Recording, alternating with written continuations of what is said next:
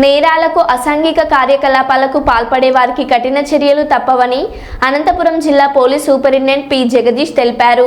ఇటీవల జిల్లాలో విద్యుత్ ట్రాన్స్ఫార్మర్ల చోరీలకు పాల్పడే ముఠాను పోలీస్ శాఖ పట్టుకొని ఎస్పీ కార్యాలయంలో మీడియా ముందు ప్రవేశపెట్టారు.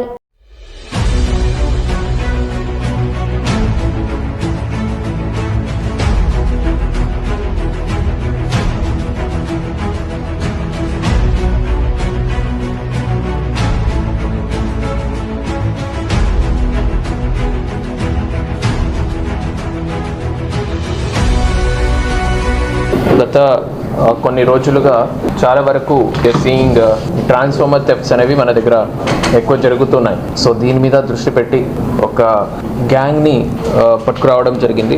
బేసికలీ మనకు యాజ్ ఆఫ్ నౌ ఒక 4 మెంబర్స్ మన కస్టడీలో ఉన్నారు. అది కాకుండా ఇంకొక 2 కూడా అబ్స్కాండింగ్ ఉన్నారు. సో వాళ్ళ వద్ద నుంచి almost 450 kgs of copper and 180 kgs of aluminium మనము సీజ్ చేయడం జరిగింది. బేసికలీ వీళ్ళందరూ కూడా మన కంబదూర్ మండలానికి చెందినవారు.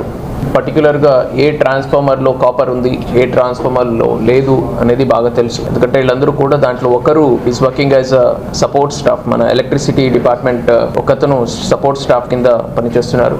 సో మిగతా ఒక 2 అదే ఎలక్ట్రిసిటీ డిపార్ట్మెంట్లో ఈ బిల్ అవుట్సోర్సింగ్ కింద ఎలక్ట్రిసిటీ బిల్స్ కలెక్షన్కి పనిచేసేవాళ్ళు. సో విత్ దట్ నాలెడ్జ్ వీళ్ళకి ఎక్కడ ఏ ట్రాన్స్ఫార్మర్లో కాపర్ ఉంది, దేంట్లో లేదు అనేది ఎగ్జాక్ట్గా తెలుసు.